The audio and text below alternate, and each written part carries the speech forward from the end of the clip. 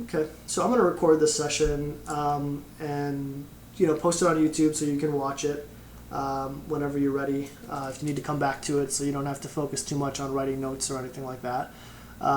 So what I did first was pull up your OPGG, just because for me this layout I'm used to, and it's just easier for me to kind of review your stats with you. Okay.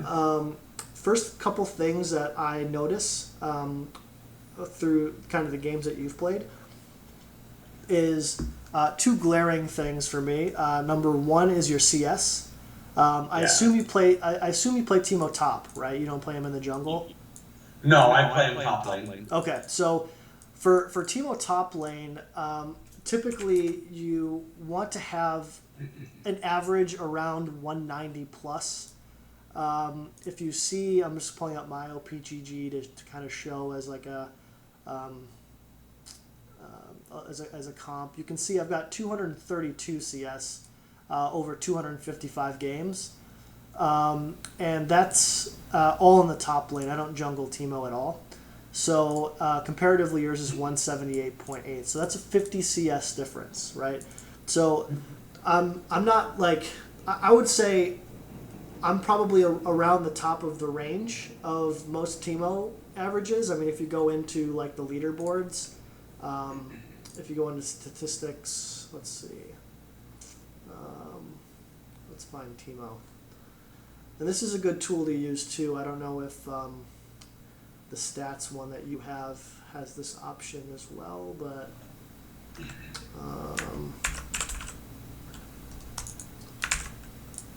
oops.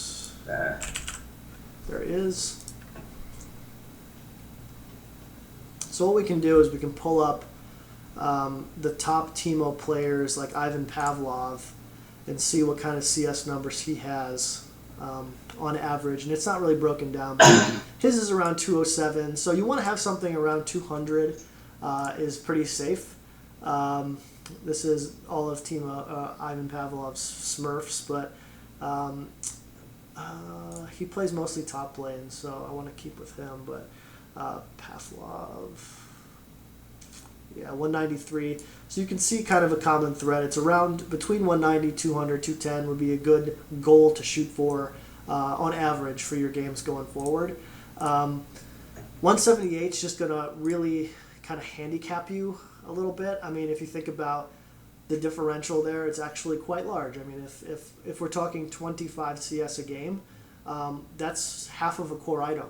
So if you can clean up that as your first goal to getting better, you'll immediately see the returns because you're getting more gold per minute, which allows you to buy those items quicker and hit your power spike sooner, and it'll just really snowball into beating your opponents, not only in lane but in the rest of the game as well. Does that make sense?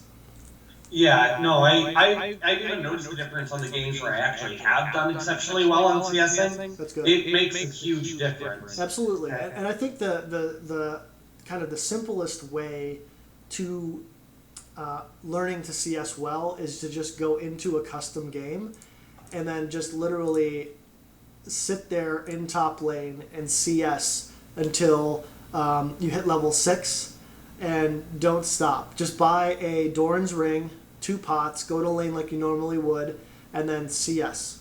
Okay, and just practice on getting each and every one of those under no stress whatsoever.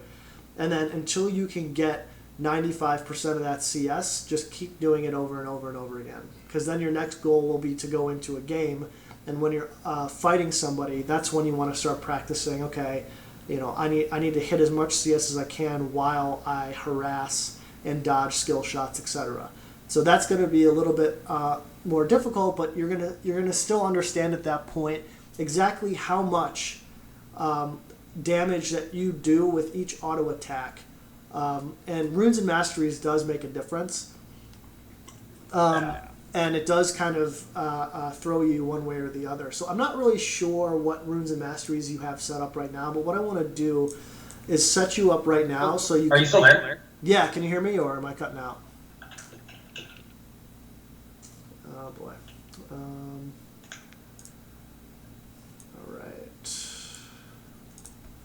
You were talking about my runes and masteries, and the line went out.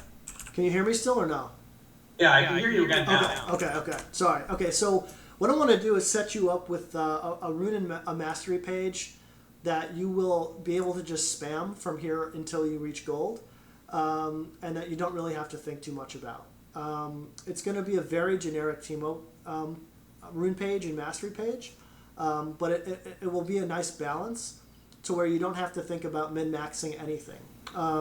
Because to be honest, like, yes, when you play against a Pantheon, you're going to want a slightly different rune page than if you were going to go against, say, like a Singed, or maybe even against someone like a Kennen, right? So they all are different champs, but when you're playing in Bronze, it's really not going to make enough of a difference until you get to those higher MMR brackets, until you're playing into the high golds, low plats, and onwards, where you need to do those min-maxing and taking advantage of those really small things. So to be honest, I blew through gold with playing only one page of runes and only one page of masteries, and I never changed a thing. And it's absolutely doable. And I think what your focus should be on to get yourself out of bronze at least and silver is just the fundamentals outside of it. So what I want to do is set you a rune page and a mastery page that you can just set forever and never think about again. Okay? Does that make sense? Yeah. Okay, so the first one is going to be really just the kind of a general Teemo page for your runes.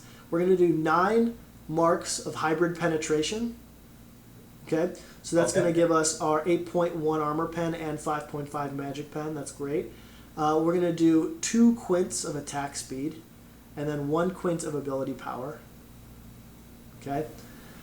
And then we're going to do 9 glyphs of ability power. So in total, that's going to give us a total of 16 ability power. And then all of our seals will be scaling health. So what this allows us to do is the seals will protect us from both AD and AP because we're taking health. So if we took armor here, like a lot of Teemo tops do, against like a Rise or a Kennen, that's not helpful to us at all. So instead of just taking armor or MR, why don't we just take health? Because that'll shield us from both, right? Yep. Secondarily, we want some attack speed, and we can kind of finagle our way into 9% attack speed before the game starts, which helps your CSing immensely. This will help your CSing more than you'll even know, because this is a noticeable difference, is having 2 quints of attack speed. Not only does it increase your DPS, but it also allows you to hit last hit minions a lot easier. So those are great. And you can give up a little bit of that AP for that DPS, okay? So I like doing that, especially because we're doing all glyphs of ability power, so we're not giving up too much. 16 to start's pretty good. And then again, we're doing some of that hybrid pen because having some armor and magic pen is great, because we'll be up against some people who build armor, we'll be up against some people who build some magic pen. So this is a really good, well-rounded rune page for Teemo, I think, and something you can spam into almost anybody. All right, so that's actually very close to the one I have right now. The only difference is I had replaced one of the marks with the crit chance, because since I use my auto attacks for the auto Q auto trade, I figured if that 1% chance to crit happens on one of those auto attacks, then I just did a greater trade. Agreed. I don't think, I've never heard that your crit chance actually increases. I do think it's just 1% every time, but since you're auto attacking, hundreds of times a game, of course you're bound to hit 1 or 2 crits. I just don't think in the long run that just adding the single crit chance, if you're not going to build it out, is really worth it in the end, when you're getting that penetration on every single auto attack, True. So I think it's just better to just take the extra pen, in my opinion. True. That's just my opinion on that. But secondarily, let's go to the mastery page. I've got tons of different mastery pages, but the one that I like to use the most for my kind of well-rounded, what I call the well-rounded Teemo build, is this one here. It goes Thunderlord's Decree, and what I like is the Fury and Feast. A lot of Teemos kind of like to take the double-edged sword to do the extra damage. But I kind of like feasts because it's a little bit more defensive. You get a little bit of health every so often in the lane for sustainability. I'll go natural talent. I think this one's pretty self-explanatory. I like to have the damage over the lifesteal because we took the sustainability and feast. And then finally, oppressor in the ferocity tree is good in my opinion because when you're hitting people with shrooms and they walk over a shroom or dealing increased damage while they're slowed. Yeah. Whereas bounty hunter, you kind of need to kill everyone in order to get its full benefit. Exactly, and as a split push Teemo, you're not going to be all over the map like a jungler would. So it's not like you're necessarily going to need that. So and see the other thing I like about oppressor too is if you build a frozen mallet. Exactly. Yeah. Exactly. So same goes for this tree. I think the movement speed is nice out of combat, but I do like having the extra damage. I like taking Secret Stash over Assassin. Assassin's another option that you can go, but having this extra health is really nice and sustaining in lane, especially if you're getting harassed quite a bit from someone who's longer range, maybe like a Jace or a Kennen. I like taking the biscuit. Doing the Merciless is nice. Obviously, the mana is not quite as useful when you're not going AP. This is great. Dangerous Game has saved my life so much. Obviously, it's pretty self-explanatory. If you're trading with someone down to 0 and you get that last auto attack, it'll save you from those minions taking your life as you run away and do a brush or whatever, so that's always good. Precision is pretty obvious. We're not going AP Teemo. We don't need to get to 45% CDR. The Magic Pen and Armor Pen is well worth it. And then obviously Thunderlord's Decree is going to be what really creates that burst damage for you, especially in the early game. I mean, Thunderlord's Decree versus Fervor is, I think in the new season we're probably going to see a lot more Fervor than Thunderlord, but here's the way you kind of think about Fervor versus Thunderlord in my opinion. Fervor is going to be better later stages of the game when their tanks are all built up with their MR and their armor, and the Thunderlords is going to do almost no damage to them.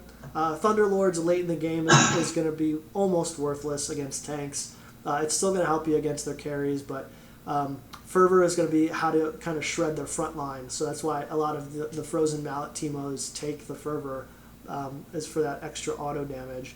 But the reason I still like Thunderlords, even if you're going the on-hit build, is because even early game, levels 1 to 4, you're going to be doing so much damage, even to the tanks, where the amount of surprise kills that you'll get from people who just don't really realize how much Thunderlords will do to them is awesome, because they'll stay close to their wave to try and leech XP at 30-40% health when that's their red zone, that's their kill zone, and they don't realize it because you flash ignite, auto Q auto, and they're dead no matter what.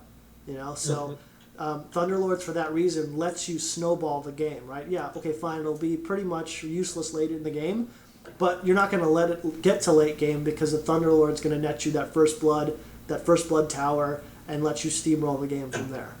So that's why I like Thunderlord. It's an early game type of mastery page where you want to make sure you get that snowball early. Does that make sense? Right. Yeah, I do like it, and I've also noticed too, I've gotten a lot of pretty free surprise kills using Thunderlords comboed with the active of Hex Tech too. Because especially when you're building AP, nobody seems to expect the damage that Hex Tech does either. So when you do a Hex Tech into Thunderlords, I've noticed it just catches everyone off guard. Absolutely, yeah, and that definitely adds to that. I mean, it's just auto attack Q Hex Tech procs the Thunderlord, then you add another auto attack at the end to finish your combo, and that's pretty devastating. So yeah, I think this is, if you just build your pages out this way or something similar, I think you'll have a very well-rounded build, and you can pretty much just forget about it for the rest of your games and just focus on, it's kind of like, doing anything for the first time, right? And you gotta approach the game like it's your first time, even though you've been playing for a while. What you've been doing in history has kind of gotten you to where you are now. You got to kind of start approaching the game from a different angle, and as you do that, and League is so complex and it's always changing. There's always things to think about, so you want to always approach it from questioning every single thing, but also only focusing on one or two things at a time, because you can easily overwhelm yourself, and you just won't learn anything in the end, right? I mean, I was telling you, I was coming from a golf tournament earlier. I teach golf as well, and very beginner golfers, you can imagine, like, they're trying to think about how hard to swing, how much to hold their grip, how far away should they be standing from the ball. There's thousands of things to keep in your brain at one time, but if you think of them all at the same time, you'll never swing well. If you focus on cleaning up one thing at a time, eventually you'll get to a point where you're swinging like Tiger Woods, right? So that's what we want to do with League, is let's start with the most basic issues that you have. Let's clean those up, and once those are clean, we'll start that foundation and build upon that. So number one is going to be that CS I was talking about, right? So maybe go into a custom game until you can get to that perfect 90+% CSing up until level 6, until you're so confident that you can go into a game. You'll see a creep down to that kill zone, and your brain will automatically tell you to right click on it, right? Or Control A, however you like to auto attack. It'll just be like kind of second nature. You want to kind of drill it into you over and over and over again, and it's worth the time. I mean, maybe spend maybe an hour total doing that, and that'll set you up for the rest of your games, right? For forever.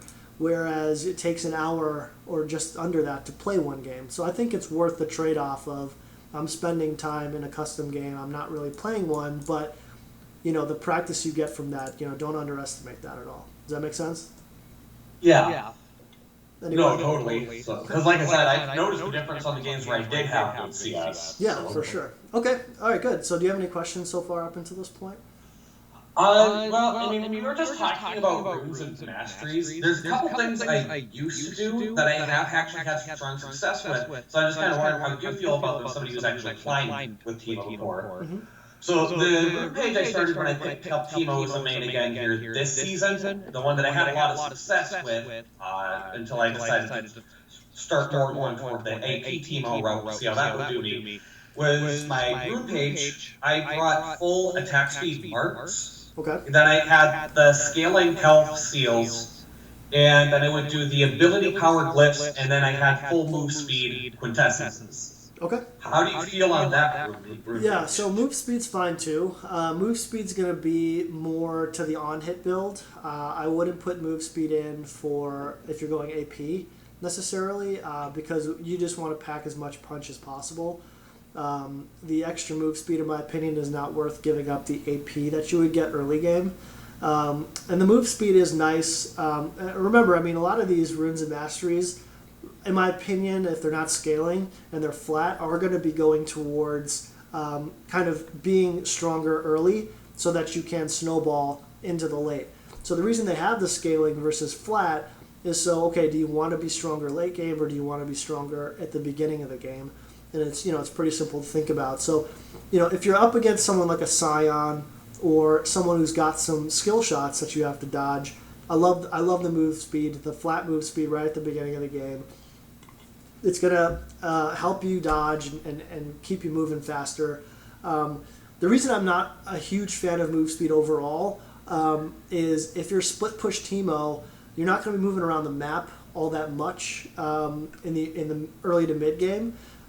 So just buying Swifty boots and maybe having one move speed item like a ZZ Rot or a Phantom Dancer is enough to where I wouldn't necessarily give up some runes and masteries for it. If that makes sense. So maybe it's something that really only works with the bronze level then, because one thing I was noticing is having that extra move speed right at the beginning allowed me to play the lane much more aggressively and still be safe from incoming ganks. Okay. Well, you're not going to get enough move speed to really make the gank work or not work. In my opinion, I think it's really just your positioning in general that's going to save you from a gank, and just being aware in general. I think there's really no remedy for that. Like, there's no amount of move speed before the game. I think that's kind of more of a placebo than anything else. Like, I don't think that there's, like, if you put everything as move speed, yeah, you're going to be fast, but I mean, you get hit by a CC, like, you know, Morgana snare, you're done, right? So it's either you dodge it or you don't, and yeah, the move speed will help you dodge that for sure. But if you're mispositioned in the lane and the gank comes, you're dying, because Teemo's got no escapes, right? It's just a move speed buff with your W. That's about it. So I think, and to your point, I do think that honestly, like, you can just delete your entire rune page and still win in bronze. And I'm not trying to say anything, you know, negative. Honestly, no, I get it. I mean, honestly, there's any build that you want to do, from AP to tank to speed mode to anything you want to do in bronze will work. I just want to get you on a foundation of what's going to work in gold and platinum, because that's where we want to get you to. So let's get you used to playing and carrying in that environment now, you know, instead of having you get like into those kind of cheesy modes, because that kind of stuff will not work at the higher elos, like kind of the cheesy stuff. So you want to get your foundation right now, so that when you do get to the higher elos, you're already used to playing that kind of tactical way. Does that make sense? Yeah, that makes sense. Okay. And then the other one I had a question of, I just started trying this in customs today to see how it was, and it seems strong to me. But what are your feelings on running Deathfire on Teemo? Deathfire Touch is where are we? Right in the ferocity tree there. Because I would take it with the magic penetration just before it too. Because the way I found out that it seems to work is the reason why the damage over time only lasts that 1 second for damage over time abilities like Teemo's E, for example, is because it refreshes just like Liangi at every tick.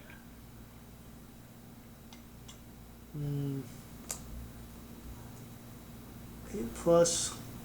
Because I'm used to the Thunderlords. I'm too used to proccing it, so that's the biggest reason I'm not sure about Deathfire. So I figured I'd ask somebody who, like you, who might know a little bit better about it than I do. Yeah, I mean, it's not a lot of damage, especially early game. Damage 8+, 60 bonus AD. We're not going to have that much AD, and it's only 25% ability power. So, do you think it scales better into the late game, though? It might. It might be better late than Thunderlords, but again, at that point, you might as well take Fervor, because we're doing the on-hits like attack speed build, where this is kind of more hybrid. I do like Fervor over this, because you've got the 14 bonus physical damage late game for each stack, and this lasts even longer with 6 seconds at the max 8 stacks. So I mean, it's kind of we can go through the exercise of doing the math out, but it's really just a math equation. This is a little bit of a hybrid. I do like, again, I think this is obviously in the same tree, but I do like Fervor over Deathfire Touch into the late game if you're going to go that route. I think, again, just as far as Thunderlords versus Fervor and Deathfire, I still like Thunderlords, just because you do get this extra damage in the early game. Yeah. Whereas Deathfire Touch is a more late game kind of focused ability. Yeah, and like I said here too, I'm more used to the Thunderlords. That's what I've been playing Teemo with for the most part. But yeah, I've heard other people who play Teemo off and on suggest Deathfire here and there for certain matchups. Others have sworn by it. So. Yeah, I mean, listen. I just figured I'd ask you. We could go through like all the different matchups, and I can show you all the different trees and rune pages that will be more optimal. Like, this is definitely not optimal for each and every matchup, but as a whole, this will get you going forward. I don't want you to think about min-maxing runes and masteries at all from this point forward. Okay? Because you're kind of thinking at like, you know, like you're thinking at if I can use school as an example, you're thinking at like an 8th grade level, where we need to start thinking more at like a 4th grade level first. Like, let's get our foundation down first, and then we can get to the runes and masteries and when that starts to matter. Because the incremental differences that you'll see from going these routes are just not big enough yet. Because we need to get you out of bronze. Like, if you were in platinum, we can have, like, this conversation would kind of bear more fruit, if that makes sense. But I wanna spend more time kind of cleaning up everything so that you can get out of bronze and silver first. Okay. So let's talk about number 2. The number 2 thing that I'm seeing here across the board against all your champions, and that's just your death rate. Having a 7.4, 6.7, 8, like, this is just way, way, way too high. On average, I would say the green zone, I should say, so from 0 to 4, and let's make this a little bigger. Okay, so 0 to 4 is the green zone. 4 to 5 is the yellow zone, and 5 plus is the red zone. Okay? So, and this is going to be true for all champs across League of Legends. You can't even read that.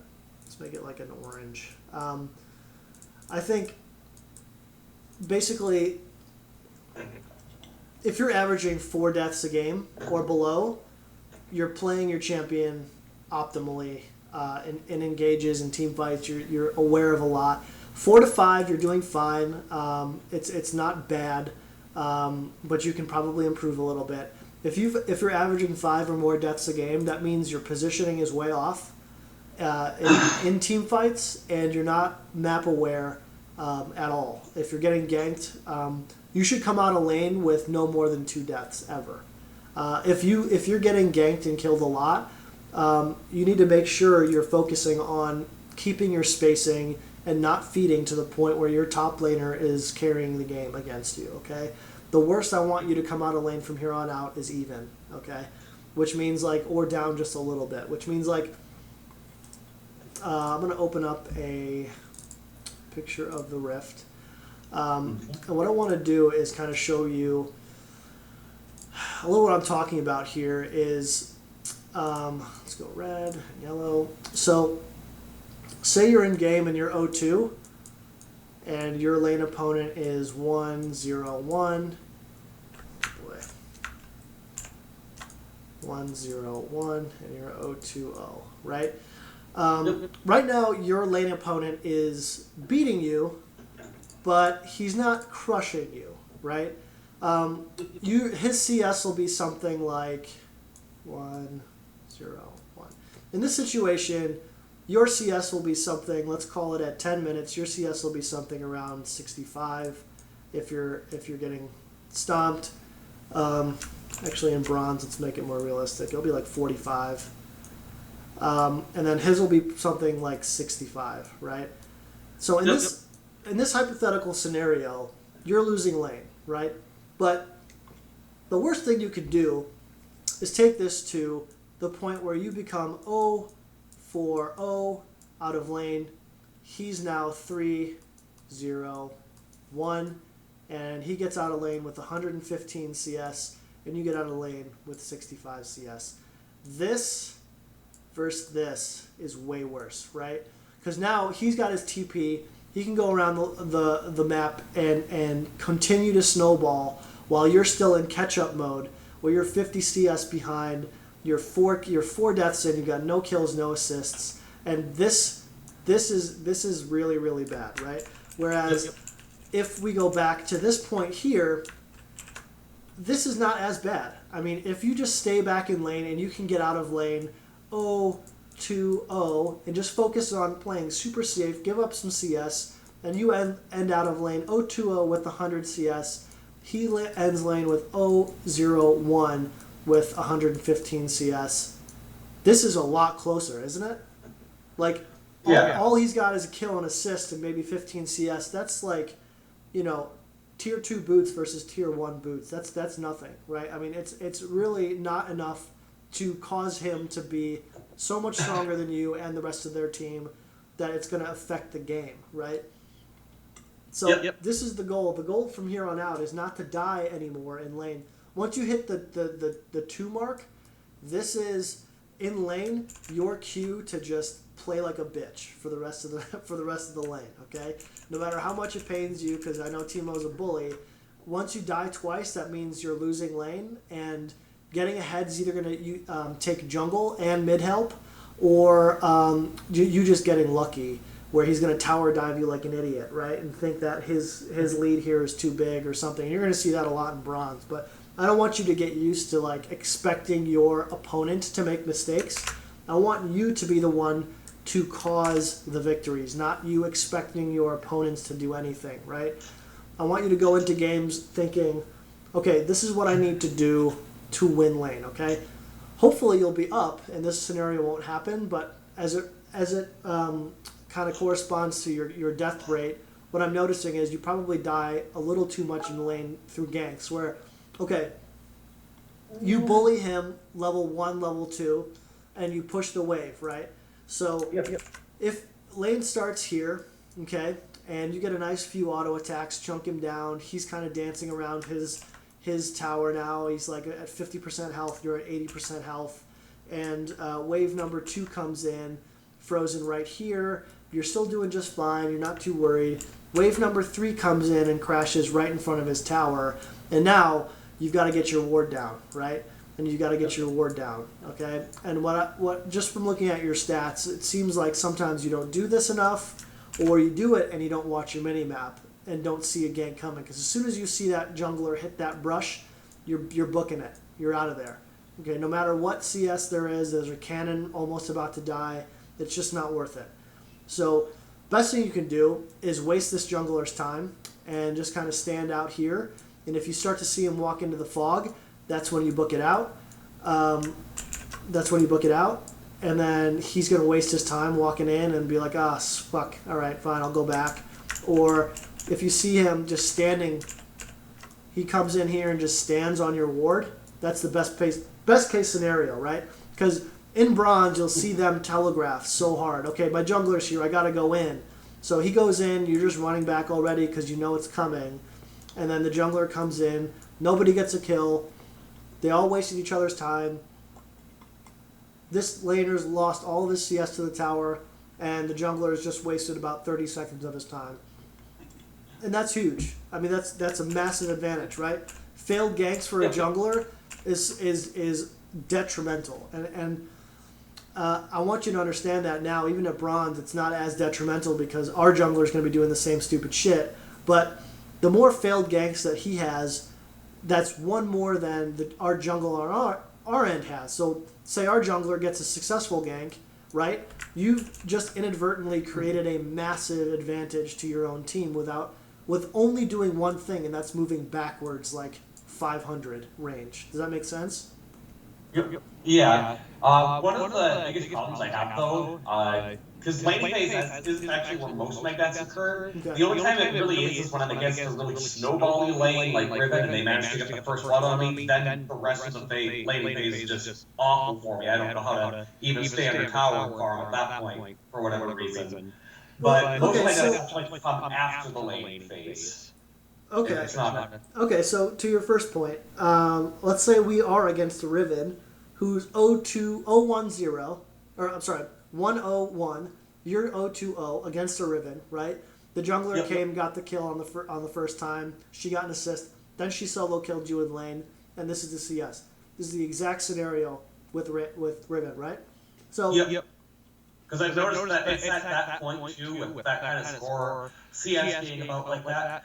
For whatever reason, she always seems to be able to tower dive even and then live to tell about it. Okay, so that will never, ever, ever occur if this is the scenario, okay? The only time she can tower dive you successfully is if she's got a much, much bigger advantage. If she's at like 4-0-1 and you're at 0-4-0, that is the tower dive range, and then you can't even stand in lane, okay? But this situation will never, ever yield, unless you misplay, a successful tower dive.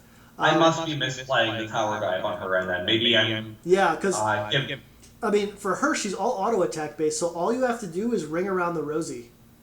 Honestly, like I can show you a game I just played. I got tower dove 2v1 against the Lee Sin and a God, who was it? And a Cho'Gath.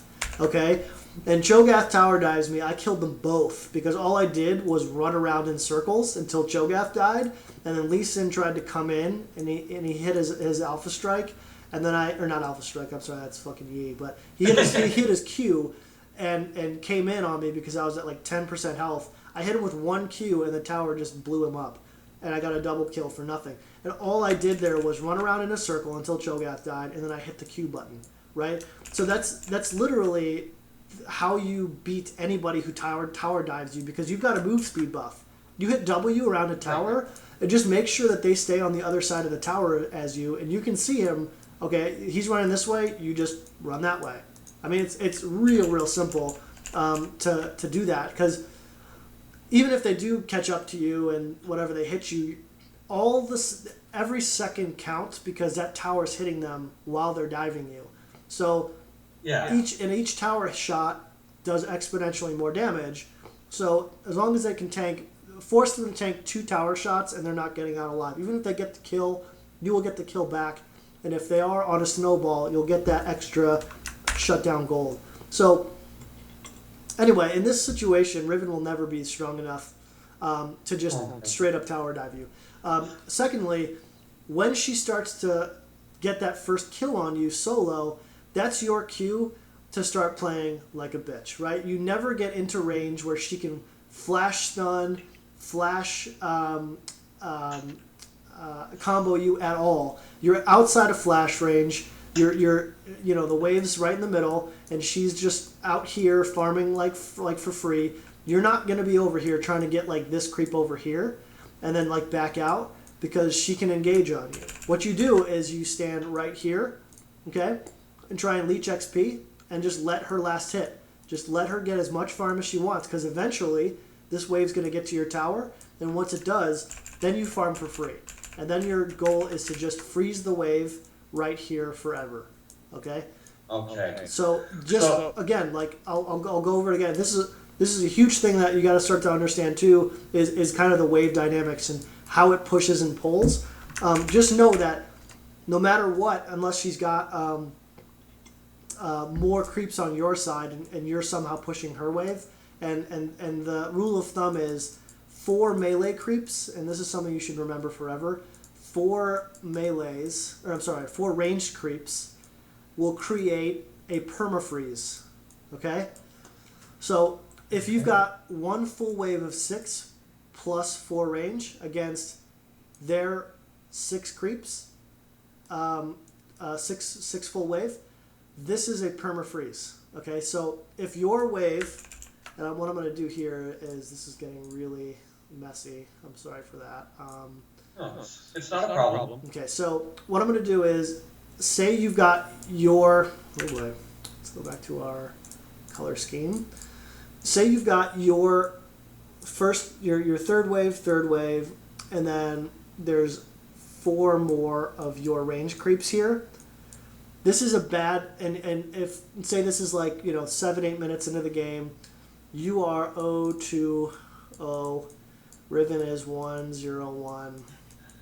This is a bad scenario, because she can just sit here and permafreeze this wave forever, and if you step forward in any way, she'll just delete you off the map, right? So your goal in this situation, go get Gromp, go get Scuttle Crab, go help out mid lane if it's possible. All you have to do is wait, because in Bronze 2, I guarantee you they don't know that this is a permafreeze. So what they'll be doing is they'll be hard shoving this back to you, or they won't properly thin this wave out to make this stay here forever. What they'll do is they'll start attacking creeps that are, 20% health instead of 10% health, which is actually a big difference. And what that's going to start to do is start a slow push. So the next wave will be frozen here, next wave here, next wave here, and then it hits your tower. So you've got so many waves that are building up as you go take Romp, as you go take Scuttle, as you're going and not losing all that much CS and ability by taking these other jungle creeps or helping out mid lane. What that's going to allow you to do is, by the time you get back to lane, you're going to have a massive wave ready for you to take here. Okay? Okay. Now, I know you mentioned letting them push into me when we're behind like this, especially if it's a snowballing champion like Riven, and just farm under tower. Yep. Now, when I mentioned the tower diving, that's usually when she tower dives me, is when I'm trying to farm under tower. Yeah, and that's perfectly fine. That's perfectly fine because you want her to try and dive you, because there is no scenario where anybody can just straight up dive you unless they are a full item ahead of you. If she's got like a ghost blade, then yes, you should be very afraid, and you don't even stand by tower. You just let the tower die, and then you're down here. And if she comes, then you just ping it, and you have your team just gangbang her. But that situation should not happen unless she is a full core item ahead of you, and that's a massive leap. Okay. And that's not caused by this discrepancy. So you're probably thinking of a time where she's way too strong. Secondly, I'm gonna solve your Riven problems forever. And what I'm going to tell you to do is buy ZZ Rot. First item.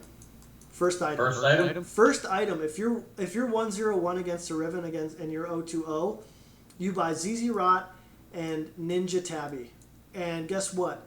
She will never be able to kill you. Full combo, you can eat her full combo at full health, being one item down, and she can't kill you. It's just not possible. Your armor is way too high.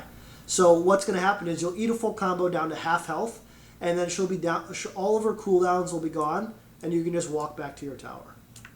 That's what I do at high elos when I'm behind against a Riven or against a Zed or against anybody. Actually, against a Zed, I'll buy a Zhonya's. But against a Riven, who I'm almost never behind against, because you absolutely should be dumpstering Rivens, is I will be building my armor. You either build Frozen Mallet first, if you really want to do that, go that route. But in my opinion, you just buy the Chain Vest and you go ZZ first, and then you can go into your Frozen Mallet, or you can go Frozen Mallet into your ZZ Rot. Either way, if you've got one or both of those items, you're unkillable as Teemo. Okay? Yeah, I think one of the reasons why I occasionally struggle against Riven is positioning, like we talked about before. Because I usually end up getting caught out by her stun combo. Okay, that should never ever happen. Yeah, unless she flashes on you, you should never get hit by that stun. Yeah, usually the first time she lands it is with the flash, and she also ignites at the same time as that flash. Mm-hmm. And then every time after that, it's usually when I'm trying to keep from getting too far behind, trying to stay in experience range, then she'll have, like, if they have a Zac jungle, he just bounces out of nowhere, she jumps on me. You know, I think I'm safe farming near my tower, and then I just get completely caught out with that kind of stuff. Okay, alright, so here's what I'm going to show you right now. You ready? This is from my YouTube. Okay. This is a game in Gold 4, Teemo versus Riven in Gold 4. Okay, so this is like, I don't know, 7 or 8 divisions above you. Okay, let's see if I can't get this to... Oh, no, this is before I was streaming in HD. So you're going to get a nice, great 480p, but it'll tell you something. And this was late last season. So in Season 6, you're able to take the small... Do you do this every game? You take the small blue buff or the small golem? I don't every game. Most of the time, though, I started trying to do it, but then I stopped again because it kept putting my junglers on tilt every time I tried. All right, just unless your jungler is starting on your side, just mute all and don't even give a shit, because it doesn't put their jungler behind. Unless the jungler is starting golems or starting on the Gromp, then you don't take it. Then you help them leash. Otherwise, you just take it and you mute them because they don't know what the fuck they're talking about. Okay. So honestly, yes, it puts them slightly behind, but in bronze, that will not be the cause of their demise. 100%. I do this like Ivan Pavlov does that every game in Challenger and Master. Okay, they know exactly how to clear jungles. That it's not going to affect them. Okay, trust me. So unless you have to leash for them, don't do it. But if you don't have to leash, then absolutely take it every game, because it allows you to get to level 2 first, and getting that blind before they can get their second ability is a complete and total lane ender, okay? Because if you can blind them, no matter who you're up against, you will win that fight every time, right? Because they can't auto attack. Yep. So that advantage is worth giving up, that small amount of XP to your jungle every single time. So instead of explaining that to your jungle, just mute him and take it anyway. All right, that's my advice to you. All right, so before that meta started, I would just run the lane right away and just stealth right in the middle. Okay. And this is effectively the same thing as what I'm telling you to do, where you're going to get a cheese advantage every time, where they're not going to know where you are, and you're going to get at least one auto attack off before they know what hit them. So I try and get 2 autos, but you can see I'm just waiting for her to get into my range. So I hit 1 creep and I get the free auto, right? So we're already starting at a lane at a health advantage in this lane. So you can see with Riven, she starts only 2 things: shield or Q, right? And if she starts shield, that means she's got no offensive ability until she hits 2. So you can literally zone her off. As soon as she puts a shield up, this lane is over, because I'm just going to stand right here behind her creep wave, and if she gets close, I'm just going to auto attack her. What's she going to do? She's a melee champ. She can't close a gap on you with a shield, right? She can only close a gap with a Q. So Rivens who start shield against you are really dumb, and they just give you the game right away. So your first goal is to stand behind or in line with her range creeps and zone her off of everything until you hit level 2 first, and then you zone her off completely from XP, and the lane's pretty much over. Number 2, she starts with Q, and she's got a gap close, and you just have to mind that range, right? So you can see the distance that I have, and you can see that I'm clicking away from her still, because if she hits her first Q, that's my Q that she has 2 more hops that she can close a gap on me. So I want to make sure I'm positioned in such a way where if I'm standing by this creep here, she can do both Qs of damage onto me. If I'm standing out here, she's going to have to expend all 3 Qs just to get to me. Does that make sense? Yes. So it's all about spacing. It's a spacing game with anybody, not just Riven, but anybody. You just got to understand what their abilities are and how they can get to you. So I've already gained my advantage in lane by getting that 1 free auto attack off. So if we get into all-in trade right here, right now, we win. Okay? So whether she knows that or not. Okay? So my goal is to just safely CS. And right now I'm trying to push. So you can see she started Q. She's going to hit her 3rd Q onto me now. I've counted 1, and then she hit her 2nd Q to hit this creep. And she's about to hit. She's walking towards me, about to hit her 3rd Q. Okay? And this is, I'm going to remind you, this is gold 4. So what would be your response to her 3rd Q coming into you now? Honestly, if it were me, I'd be tempted to flash just to avoid it. Ooh, I don't know if that's the right move. Not at all. Okay. So first of all, flash. Let me tell you, flash is your only real escape. So you should never use flash unless you are going to die, 100% going to die. That is, or if you're 100% going to kill, that is the only time. From here on out, I don't want you to ever flash unless you're securing a kill or going to die yourself. Okay? Is her 3rd Q going to 100 to 0 you? No, it's not. No. I suppose now looking at the mini wave too, I suppose it wouldn't even be too much of an issue because I see the auto attack going. That's probably what I would have done there too before I made a decision either way. So that auto attack because she's coming. Yeah. And so you can see this little auto going, right? Yep. And then my concern with that though is if she hits that Q on me, the CC with it, those minions would be pulled between then with my auto attack hitting her. Right. Am I going to get an ignite and a couple auto attacks and everything? And I'd also be worried too, not having vision in that river, is her jungler going to do a cheesy level 1 because I've had that happen to me a lot too. Okay. All right. Well, let's think about this. Okay. If you get a cheesy level 1 gank, there's nothing you can do about that. Okay, a level 1 gank from a jungler is the height of stupidity in my opinion, because that jungler. I agree, but it sucks. But here's the thing: that jungler's put himself so far behind the other jungler that it doesn't even matter. Like that jungler is completely fucked. Like you never do level 1 ganks. You won't see it in any elo except for bronze because it is just a dumb thing to do. So if that happens to you, then you just gotta chalk it up to unlucky. Okay. So don't. Okay. So let's not worry about the stuff where it's just kind of like luck based. Let's think about things that's going to happen on a more common basis, which is okay. She's about to hit me with her third Q. I'm hitting her with this auto, but these two range creeps are too far away to aggro me, but this melee creep might aggro me. Okay. She's on top of me because she just hit her third Q, and she's going to have 4 of my creeps aggroing her at that point, right? 4 creeps of damage equals 1 auto attack.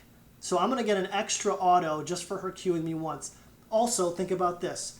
She's level 1. Does she have any follow-up abilities? No. She has none. So she has just finished her ability. Everything is on cooldown. I am going to attack the living shit out of her because she has no recourse. Right? So you can see I got one in while she was coming in, and then I got 2 extra ones, and I actually made a mistake there. My mistake was not clicking over here as she finished her Q, because that single third Q was first blood. I should have killed her there because she's got nothing up. Her Q is on cooldown for 6 full seconds or something. I don't know what the cooldown is at level. I think it's 6 seconds, but for 6 seconds, she is essentially useless and taking damage from all 4 of my minions, and I'm ranged. And if she ignites, I've got Ignite plus Flash. So she is so far done, it's not even funny, right? So she hits her Q damage. I autoed her once on her way in and autoed her twice on the way out. And look at her health bar and look at my health bar, right? She's chugging a potion. So again, like, Riven level 1 is worthless. And level 2, she's still worthless, right? Level 3, she's got a stun, and maybe she'll be able to do some damage, but if we're positioning and poking right, by the time she gets to level 3, she'll either be dead or at like 10% health. So yeah, go ahead and all in us, right? So you can see, she's trying to chug her pot and get this last creep. My job is to now try and bait and engage. Like, if she engages on me, she is 100% dead. So if she's anywhere near these creeps, it's my job to say, hey, back off. You're no longer welcome in lane. Okay, at this point in the game, full health versus 50% health, she's no longer welcome in lane. Okay, so she walked towards this creep to try and last hit. I said, nope, you're backing the fuck up, right? So, excuse my language. But yeah, so no, it's not a problem. So she's running into this brush, and this lane's over.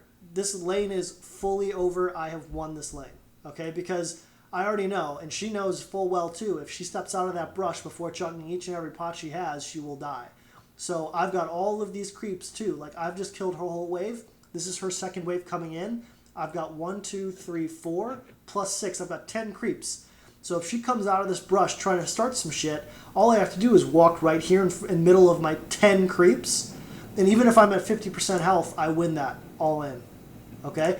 Don't underestimate creep damage, especially as Teemo. Okay. If I walk out now, and now that this is called kind of a wave reset, now that she's got 6 creeps again, I'm not positioning myself up here until I've thinned out these 3 creeps in the melee range. Because if I'm up here and I even poke her once, then I take 6 minions auto. I'm going to be taking all of that damage while she has to wait for 2 of these melee creeps to get to her. That's a bad trade. So you always want to play around your creeps and away from her creeps. So yeah, for now, I'm going to play a little bit more passive until I can get these 3 creeps out of the way. But again, I'm still going to be zoning the shit out of her. So she thinks, okay, I've got a new wave. I'm strong again. I can come in. Look at this. None of my creeps are even close to dying. This is a big mistake that she's making, coming back into lane when there's nothing to do but take her ass from me. So if she comes anywhere near my wave, I'm just going to hit her. I'm just going to hit her with an auto attack. So let's see what she does. So she comes in to try and hit these creeps at full health, and I'm trying to keep my spacing. But you can see, as she comes in to try and attack my creeps, I'm going towards her because she knows any kind of fight she loses. She's still level 1. We're level 2 now. So don't be afraid to zone out. You can see now I'm going to be living in this zone here. I'm just going to live in this gap. If she steps forward and take a creep, she's going to take an auto and a Q at minimum. And if she takes auto, Q, auto, she's pretty much dead. So I'm watching this creep here. You see this health? Yep. So she's looking at that, and you know she is, okay? And this is gold 4. Bronze, they're tunneling in. She's only looking at this creep thinking, I need to get this CS. Now, I'm looking at my creep's health, and I'm thinking, okay, I'm going to wait until I'm slow pushing, so I'm not going to be autoing these guys at full health. I'm going to wait till my minions kind of thin them down. So I'm watching my minions' health, and I realize, okay, there's nothing to do for me for a little bit, so I can focus more on zoning Riven and making sure she doesn't get this last CS. So as she steps forward to try and position to get that, I have to position myself forward to get the hit off of her, and you can see I hit her once, and she has to use her Q just to escape and not get hit by my auto attack. So I get that free auto attack, free poke, I take no damage in return, and she's completely screwed. You can see I'm zoning. I know she's trying to get that creep, but I'm not letting her do it. So you see where I'm standing now? Yep. See where she's standing? Yeah. She's not going to get any XP off of this. She's going to be level 1 still. She's not going to be level 2 at any point soon, right? She's still got to wait for this creep to die before she gets to level 2. So she just hit level 2 there, and she's doing full combo on that creep wave because she's like, holy shit, creeps that I can get, I need to do this now. And for me, it's like I did my auto Q. You see that? Yep. I'm going to rewind just a little bit and just show you because that's important. So I know my creeps are now going to hit to this tower. She's going to lose one of them to the tower and probably try and get the next 2. So I'm positioning myself right outside tower range because I know she's not just going to let these 3 creeps die. She's going to try and get these creeps. So my job is to get that harass off as soon as she goes for it. So she goes in, auto, Q. Look at that. Now she's in kill range, okay? Unless she took shield for her second ability, which I think she did. She's completely dead. And she's completely zoned. So now my job is to kind of play a little back because she's got a full wave, and I'm going to take a lot of minion aggro if I poke her too much. But it's kind of twofold. It's one is that I want to take the cannon damage, and the second is I want to bait her to try and get the CS here. I want to bait her into feeling safe because as soon as she steps forward, I'm going to kill her, right? So she shields first. That's good. She gets the creep. This is now Riven's world. She's got to wait for her shield to come off cooldown, throw it on so that she can get a CS, and then immediately run away. And she knows she's going to eat an auto attack for it, so she's going to take at least the poison damage. Her shield's going to eat the auto damage, but the shield's going to go away, and now she's eating poison damage. So now she sees these creeps, and I got an auto and a Q off there, and she's really dead, right? So if she stays in lane right now, I will kill her, right? All I have to do is flash, ignite with 1 auto, and she's dead. So she needs to know that this is the minimum distance that she needs to be at. And I need to figure out whether she's dumb enough to get into range where I can just auto Q her without having to flash. So right now I'm like, okay, I want to save my flash for a better time. Because yes, I can flash right now and get this kill, but I'm greedy. So I want to save my flash. That way, if a gank comes or something else comes, I can use it then too. So I'm thinking, okay, I'm gonna save my flash, but for me, I could tell she was kind of standing closer to her tower, and she wasn't too dumb to step forward for these creeps. She was willing to let them die. So I figured, why not just get the first blood and secure that? And you can see, and that's the funny part too, is I'm going to rewind that real quick. I'm going to show you again. So she steps forward for these creeps, and that's when I'm like, all right, screw it. She's in the kill zone. I'm gonna go for this because she's so low in health. All I need to do is get into ignite range, and she's dead even with her shield. So she steps a little too far forward. Immediate flash ignite, right? Auto Q, and she throws her shield on, but it doesn't matter. She's gonna die. So we've won the lane completely. She's gonna lose the cannon plus all of these creeps to the wave or to the tower. And then this is gold, not even bronze. And this Udyr with double buffs at half health thinks that he can 1v1 me here, and you'll just kind of see what happens. He stuns me and then tries to get into attack move, and I just, okay, let's go ahead and just take your 2 buffs. and this is the end of the game. I don't have to show you the rest of it, but you can kind of see like it was a close call because he had the stun, but at the same time, like Teemo's early game damage is only matched by Pantheon. He's the only one in the game that outdamages you early game. So I don't know if that, like, do you have any questions about what we've gone through so far? No, in fact, it almost sounds more like now my biggest problems with laning against Riven are just that I give her too much space. Okay. And that I think her is a lot stronger than she actually is. Yes. So it sounds like I'm just setting myself up for failure by respecting her too much. Exactly. And I'm going to play through this again. That all went through in about 1 minute span. So I'm going to play this through in real time without stopping and just show you again. But yeah, the point of this game is, especially with Teemo early, is you bully everybody. Level 1 and 2. You bully everybody. Especially if you hit 2 first. So that's why you want to hit 2 first. And that's why you want to take the small guy, small golem, or the small blue minion.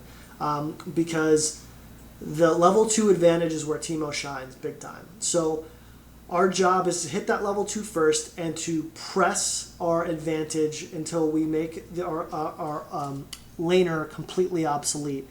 And this, if you watch every game that I've posted on YouTube, this is the exact same strategy I use against every single laning opponent. There's not a single opponent that I use, that I play against, that I don't impress the strategy against, except for Pantheon. But I'm going to play this in real time and we can kind of talk about it again. But you can see, like, I'm just trying to secure that creep, and then I get my first auto attack damage, and that's my first advantage. I get the tick damage. This is great. And I'm playing kind of in the middle of our wave here. I'm trying to thin out this wave so I don't take enough minion creep damage. But so she makes the mistake of taking her third Q, and this is the end of the lane for me. I'm just constantly poking. Keep that space between the two of us where she has to expend 2 Qs to get to you. You can see she's moving forward, I'm moving back. She's moving back, I'm moving forward. Right? This is always the spacing game. She has to use 2 Qs to get to you. All right? If she can use 1 to get to you, you're too close. If she has to use 3 to get to you, you're too far away, and you're letting her get to the creeps too far. So I've slow pushed this wave. I've got 10 creeps coming to her, 9 creeps coming to her. She's coming in, auto Q. She's poked down to pretty much death range here. She tries to get another creep, you're going to hit her again. She's going to come in, we're going to chunk her one more time. And now all we do is just focus on getting into flash range. If she steps forward, she's done. That's it. That was 1 minute 30 seconds, and this lane's over. Right? And then the Udyr comes. The Udyr comes, tries to be hero.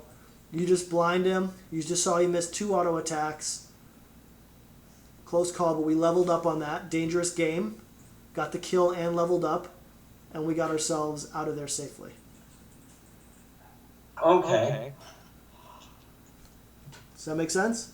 Yeah, that helps out a lot. That should actually help me a lot too if I end up against Riven again. Yeah, So I mean, and trust me, that that works against everybody. And we're at 3 minutes, 50 seconds into this game, and this lane's over. I've won this lane, and we snowball from there. And the Riven's behind, and we can. And I'm going to show you one more against Darius in another Gold 4 game. Okay. And I don't know. Did you see this in the other video that you watched or no? No, I don't believe I saw this one. Okay. This was against Darius, though. He's actually one of my preferred matchups. I have a lot of fun against him. Okay. Do you do worse against Cho'Gath or better? Cho'Gath, he's one of the reasons why I used that movement speed in my original Teemo rule page.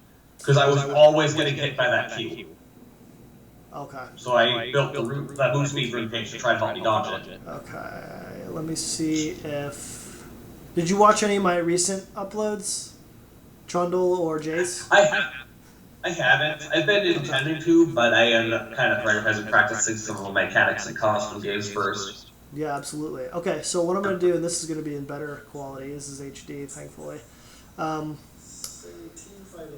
So I'm going to mute myself. I'm going to go ahead and put this in 720.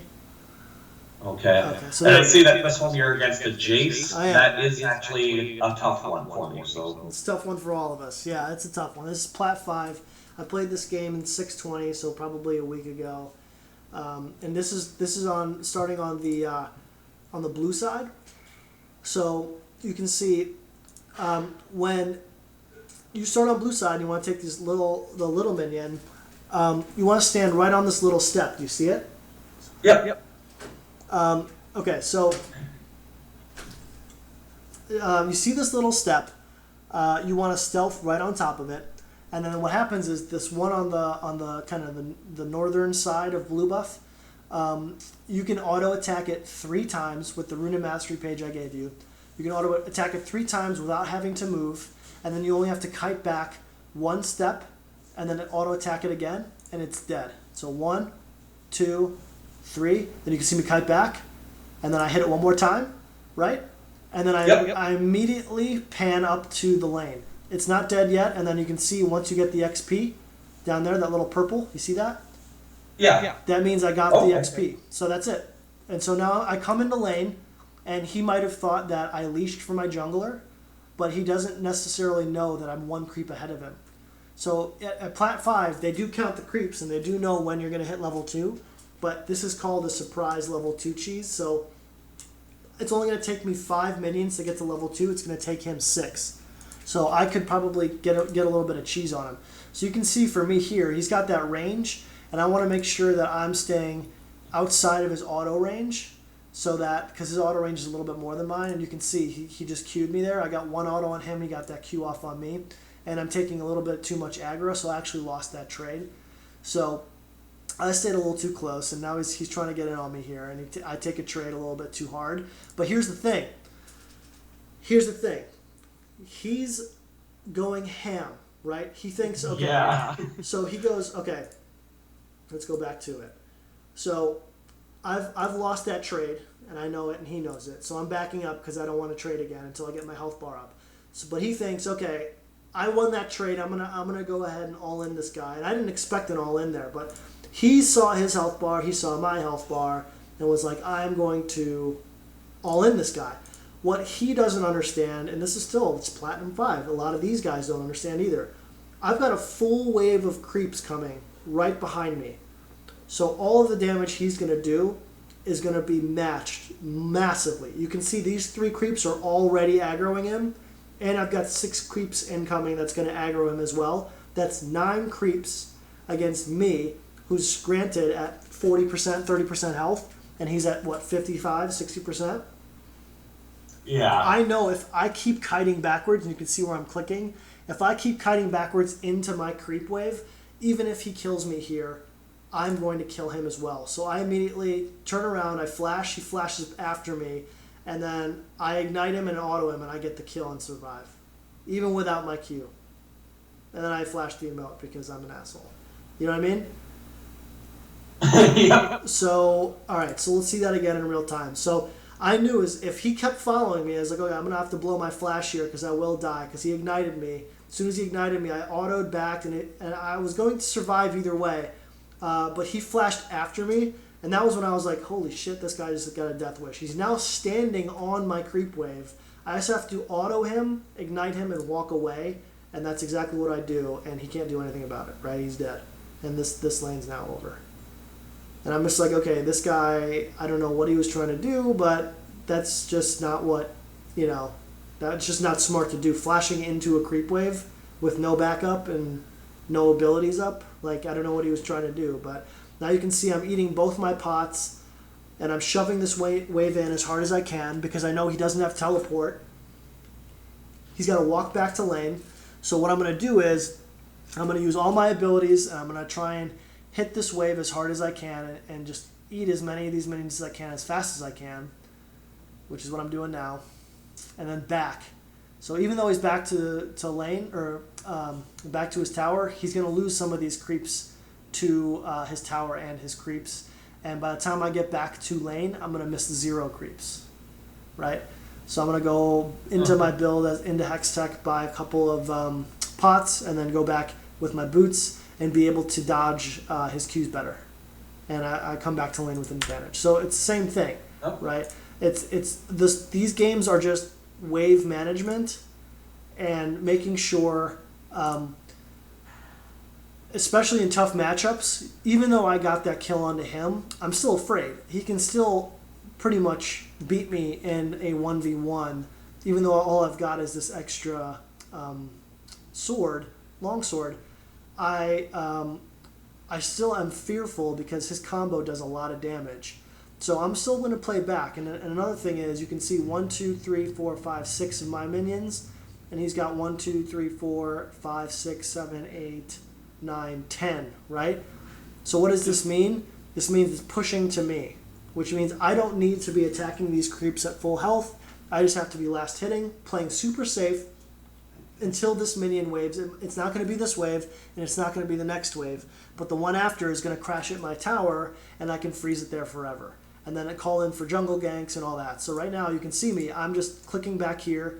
I'm just doing nothing but waiting. I'm just like, yeah, go ahead and CS. I don't care that you're getting the CS now, because once this hits my tower, I'm going to freeze it forever, and you're not going to be able to do anything but try and farm way overextended. Now you can see. You see where this is right now? This is now a perfect spot for me to just leave the lane forever. And then just every time he comes back, he's going to have to ping I'm going to ping the Kazakhs, and he's going to come up here and get a free kill. So you can see I'm just sitting here. I'm last hitting. My new wave's coming in. His new wave's coming in. And if he starts to try and break this freeze and auto attack my minions at full health, then it's my job to auto attack his creeps at full health as well, so that when he kills one of mine, I kill one of his. When he kills one of mine, I kill one of his. And that's what keeps this freeze forever. Does that make sense? Yes. One thing though, I do notice that you're talking about like pinging the Kazakhs, trying to get the jungler involved with this freeze to try to, get stuff done. Now, I'm sure you already know this too, but bronze, you can't really expect your jungler to want to do that. Absolutely. Do you still want to employ the same strategy then, Yes, for the yes. just in case, or is this something you would... Okay. Yes, you can see the Kazakhs recognizes this, and he's on his way up. So he's pinged himself coming. So I'm not going to telegraph by like starting some shit. I can't even move up, because as soon as I move up, he's going to know something's up. So my job is to just act like nothing's happening, but he actually warded that brush already. So the jungler now is going to clear that out. He's got to run away, and now he's got no ward. So now he just sits here, and he's got to think, okay, is the Kazakhs here or not? And then he moves forward for some reason, so I'm like, all right, I'm just going to go help you kill him. But he moved forward because his Vi was coming. So basically, it was a counter gank coming in. So it was basically me. I don't know why they continued on with that trade, but we were happy to just go ahead and take this double kill. So again, like, the answer to your question is absolutely yes, because if this is frozen here forever, if your jungler doesn't see it for like 5 minutes, it's no big deal. And if you just ping it right away, and if your jungler doesn't come right away, it's no big deal, right? Just let him do his thing, and then he'll come when he comes. But either way, your lane opponent, well, I don't know about bronze, but they should be worried that the jungler is somewhere around, right? And they should know that being overextended is not a good thing, because it's just easily gankable. So it's better than just freezing it up by his tower, because then your jungler can't come help, and only their jungler can come help. So this is always the optimal place to freeze a lane. Extend your lead by zoning the opponent out, and then hoping that they make stupid mistakes like this. Like, this Jace just really likes to fight. I don't know why. He was just being super aggressive. I blinded that Vi. You can see how much damage I was doing to her. And that we could just stand there and just auto attack her, because the blind for 2.5 seconds was enough, to do it. So again, you can see my wave here. If I backed right now, this wave would slowly die. The next wave would come in, it would freeze here, and then he'd get back to lane with the permafreeze on his side. So it's my job to push all of the creeps. You can see the next wave's coming. It'll probably stop right here in front of the tower. Okay. And so the range creeps are probably not in tower range. So you can see if I had backed right here, this is where the creep wave would be sitting, and I can't have that because then the Jace can just freeze it there himself. So you could see I used the shrooms to thin that wave, and I just hard shoved it into the tower, and now I can back. So that the Jace loses a little bit and has to hard shove this wave as hard as he can just to get the XP and the gold. So yeah, by the time I get back to lane, because Jace can melt the waves with his Q, I'm going to be, and I have to wait for this Vamp Scepter, but by the time I get back to lane, what's that? Oh, I was going to say, so standing there waiting for like 20 or so gold isn't a bad idea then? Correct. I would say if you have to wait more than, say, 25 gold, it's not worth it. But if it's around 20 is like cuspy. So if it's like 10 gold, 15 gold, absolutely wait. If it's like 25 plus, it's like really iffy. But the thing is, like, I knew even if I stayed, like you can see, if I stayed an extra 10 seconds, it's no big deal because this wave is still pushing to me. And you can see 1, 2, 3, 4, 5, 6, 7, 8, 9. So I only lost 3 CS in that whole thing, right? So it's not that huge of a deal. So you can just sit there and wait and just do your thing. And you can see I'm attacking these creeps at full health and I'm thinning them out because he's using his Q to thin up my wave out. So he's hard shoving my wave. So as soon as he stops hard shoving my wave, I stop hard shoving his wave. So it's all about trying to manage the wave to this spot and just keep it there for as long as you possibly can. Does that make sense? Yeah. Yeah, because the kind of back to the other thing too. I mean, I always had to sit and wait for the gold, but I just never was sure if it was the most efficient use of my time. And then going in the laning phase here, I don't know if this is going to end up being an example. And I don't play against Jace a lot, but usually when I do, I am able to get the first blood on him. And I usually can get a second kill on him too. However, that doesn't seem to matter too much once the game carries on. Yeah. Because after so long, even if I'm ahead of him, he still seems to be able to find a way to kill me. Yeah, Jace is like super OP. That's why I like to ban Jace in almost all my games. I think I picked like first this game, so they counterpicked Jace, and my team didn't ban Jace. But like Jace is like super OP to the point where like I could be like I'm 2-0-1 right now.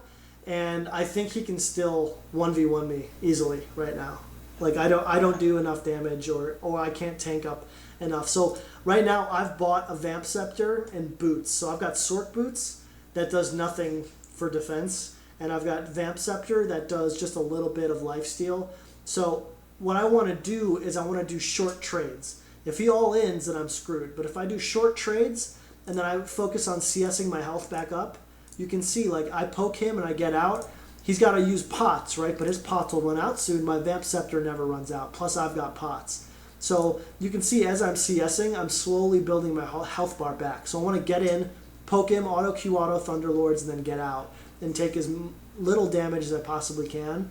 And then you can see I'm hard shoving the wave into his tower now and setting up my Shroom Field so that if their Vi comes to try and get me, I can just walk her through my Shroom Field. And then again, I'm fine letting him take the CS under tower so I can ward up. And I've got all of my vision covered.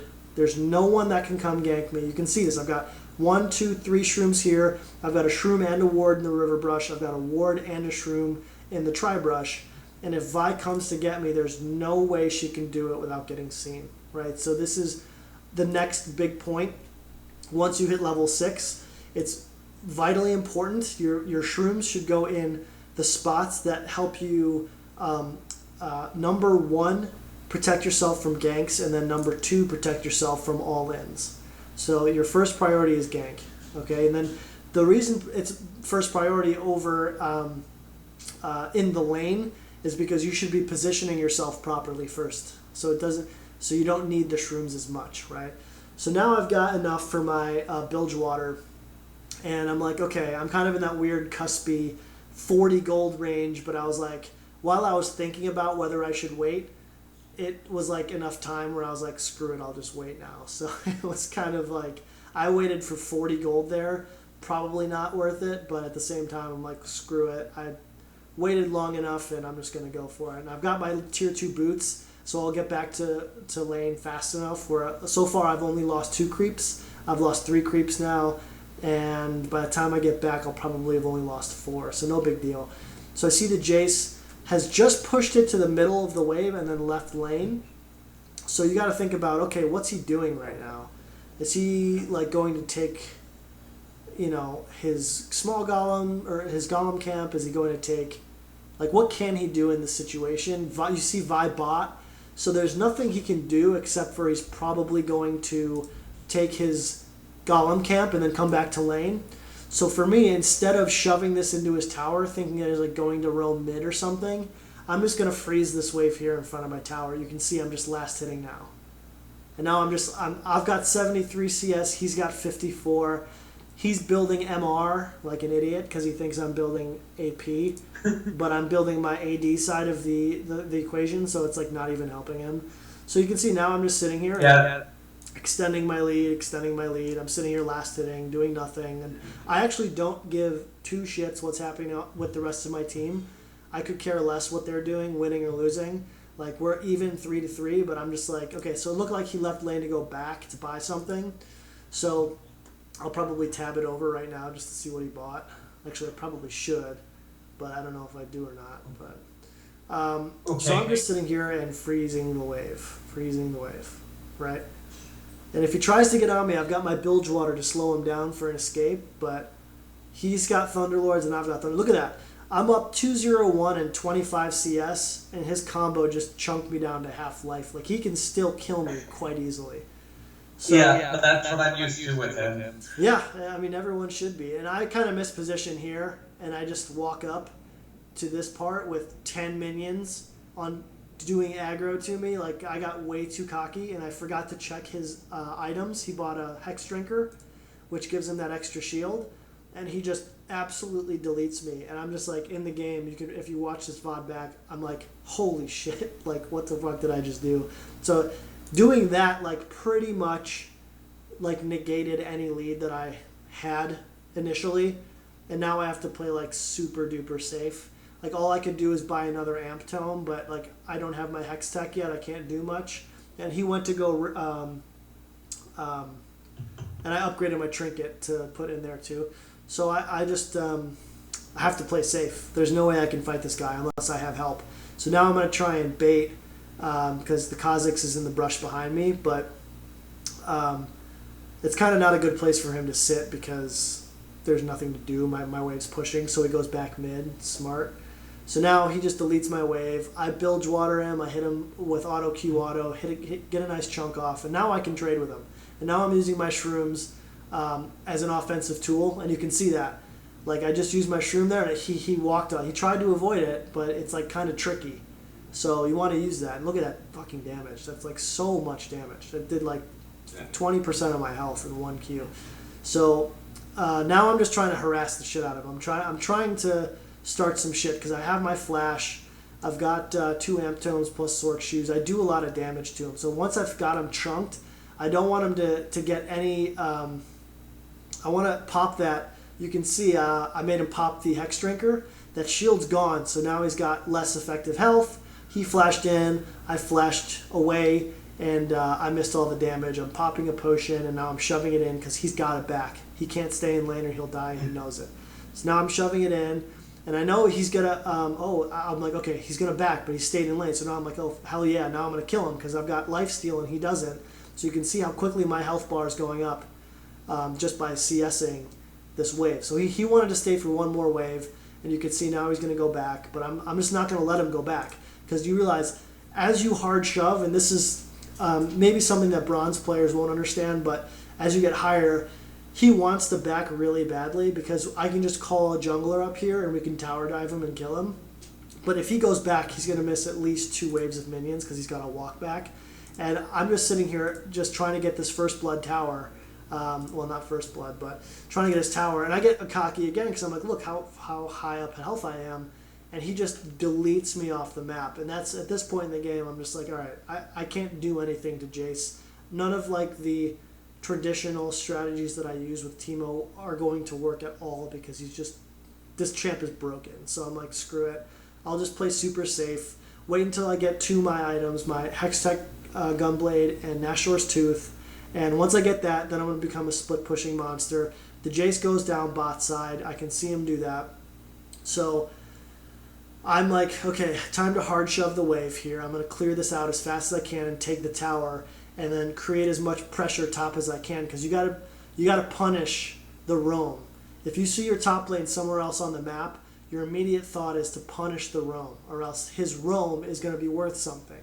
If he takes a roam and he gets a kill, you've got to take a tower in return to make that even. Because if you don't take the tower and he gets a kill, then it's advantage their team. So you can see he got a kill against Yasuo. So now it's my job to just continue my push. And as I'm pushing, I'm shrooming my escape route.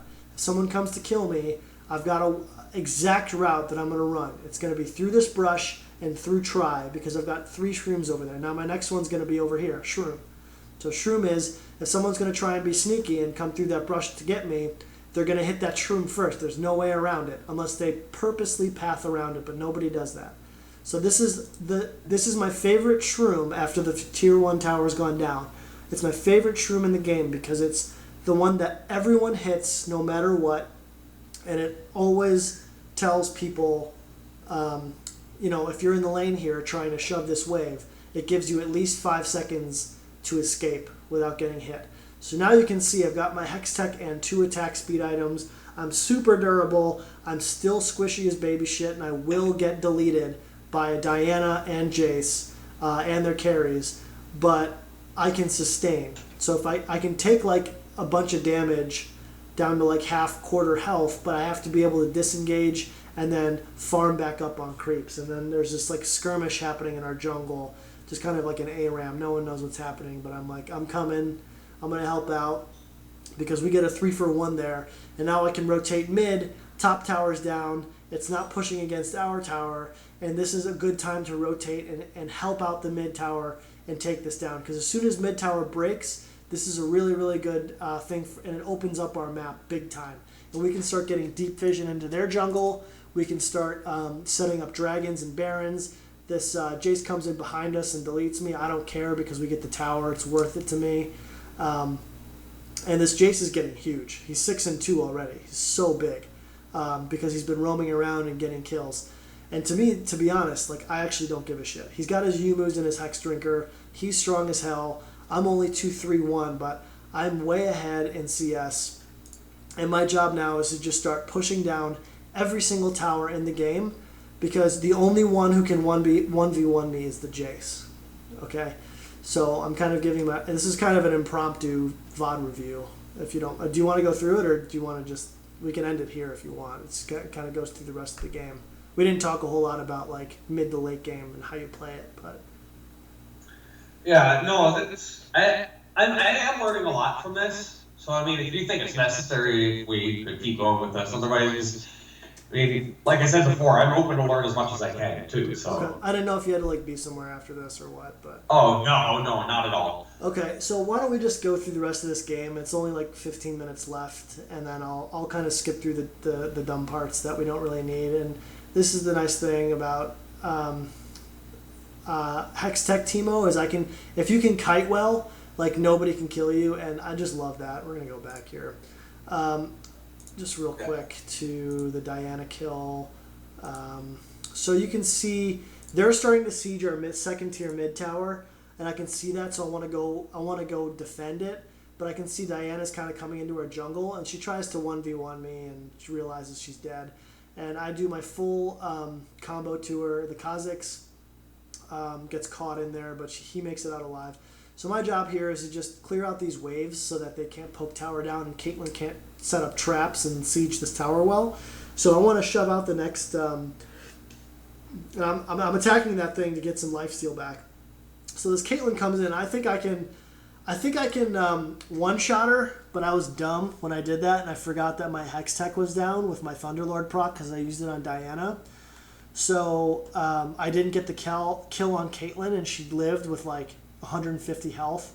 So I'm like, all right, well, I'm pretty much screwed here because I got Vi and Leona coming in too, but the Janna's got me covered. So this is my job now, is to just, I've got my Hex Tech and Stinger, so I can just kite away, and as long as I can kite and keep autoing them as I kite, I'm going to just heal up all the damage that they do to me. So I put a shroom down at my feet You can see that slows them down.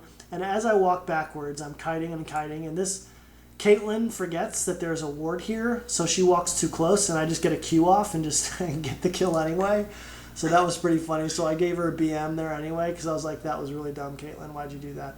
So my team comes in. What that allows me to do is, since Teemo's got such global taunt, everyone wants to kill the Teemo all the time. They kind of followed me in there a little bit and forgot that my whole team was coming in. So my Vayne and Janna came in and was able to clean it up and get the kill on Leona and Vi. So that was a nice thing, while Yasuo went top to defend top turret. So now we've got our siege on mid turret. They've got 3 champs down, you can see, and we've got nobody down. So I'm like, let's up the pressure. I know the only 2 people alive are Jace and Diana, so I'm not leaving anywhere. I'm not worried about anything because they've got 3 people in Fountain, and I can siege this tower down. I'm like, holy shit, that Diana does damage. So I just ran away because I was like, she could probably kill me. So I immediately just ran away and thought, what to do now? Next thing is rotate to another objective. So your job in this game is to just be super annoying. You can see I typed in chat, Yasuo, please play safe, because he was feeding like crazy. He was, I think, like 1-7 at this point. So I'm thinking like, all right, I want to get this bot tower down as fast as possible. Most of these guys are just coming out of Fountain, so they're just walking into lane. They can't really flank me, so I'm not really worried too much about a flank. I see the Vi, and I'm like, all right, I think I can 1v1 this Vi, but I forget that Diana came behind me. But look at that damage I just did to Vi. Like, this is the Hextech build. She's 100% health, and I just do Hextech, auto, Q auto, and Vi's gone. So trade one. Sorry, go ahead. And to me, that seems fairly worth it too, because I mean, you didn't have too much shutdown gold, I don't think. And no, you just wasted 2 people's time and still made a 1-for-1 out of it. Yeah, I had 0 shutdown gold because I was 2-3 and I got that kill onto Caitlyn, so I was 3-3. That's the only kill I had, and then so I had no shutdown gold at all. And not only that, I drew 2 champs to the bot lane. We got a trade kill, and the bot tower took damage. What did that allow my team to do? Be 4v3 on the rest of the map, and they've been sieging mid and top in that meantime. So you can see the Teemo split push, and the power of the split push is just that, where you draw 2 champs to you and allow the rest of your team to go 4v3, and then they win the 4v3. Even if you lose or go even on the 1v2, your team will win the 4v3 and hopefully get a tower or 2 in response. So for me, I'm thinking, okay, I've got Hextech Gunblade and I've got my Nashor's Tooth. Just those 2 items with your boots, you can solo any dragon, as well as solo, if you have Ginsu, Ginsu plus Hextech, and I know this is a lot to remember, but Ginsu plus Hextech equals solo Elder Dragon. You can solo the Elder Dragon, and I just took that dragon with taking like 10% health. So you can see like the Kha'Zix was coming to help me and was then like, wait, how the hell did you just do that? So we can see that our team's getting absolutely fucked in the top lane. We just lost 2 and they've got 4 up top, sieging top lane, and I'm actually okay with that, because if they don't peel off right now, then they're just going to lose. They're going to lose 2 towers for our 1 tower. So you can see they understand that, and they all ran away and backed because they have to stop me. So this is the power of the split push. I've got about 100 minions coming into this tower, and I'm like, all right, I'm going to run away because I know that they're coming to take the stuff, but I'm going to sit here in stealth, and I'm going to set up a little bit of a shroom field. And I think he saw me, but I was like, all right, I'll just run away because what's Leona going to do to me? So flash the BM and try and bait something. They chase me down for some reason. No one knows why. They should be pushing out bot. I don't know why they left bot right there. That's really dumb. And now I'm just trying to manage the waves. You're just constantly watching what's happening. Where are they and what are they doing? We've got top pushing towards them. We've got bot hitting their tower. So there's no reason to fight. Right now we should just be trying to get objectives and shoving into their towers. So I'm like, all right, I've got enough gold. I need to get my Zonias so I can't get bursted down by Diana or Jace. I need to get some defensive stats here, like as quickly as possible. So Zonias is my next option. So I'm going to head up and start to shroom up Baron so that once this fight starts, we've got some defense. But I realize that they're all mispositioned, and we can take Baron super fast, so we're going to go for it now. With Vayne and myself, the DPS we do to Baron's really good, and we take it before they even realize what happened. So now they come in, and watch how fast I delete Vi off the map. Did you see that? Vi was... Yeah, it's like she didn't even exist. Yeah, she was there, and then she was gone. It was literally auto, Q auto, hex tech, and I did the same thing to Diana, and I'm about to do the same thing to her, but this Jace comes in and screws me over.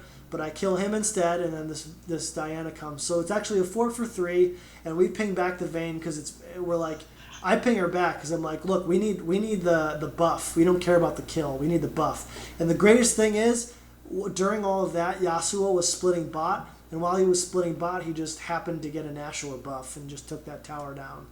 So even though we went, I think it was 4 for 3, or maybe it was 3 for 3, but either way, we got the tower and the Baron, and now Vayne can push herself, and they're on the back foot from here on out.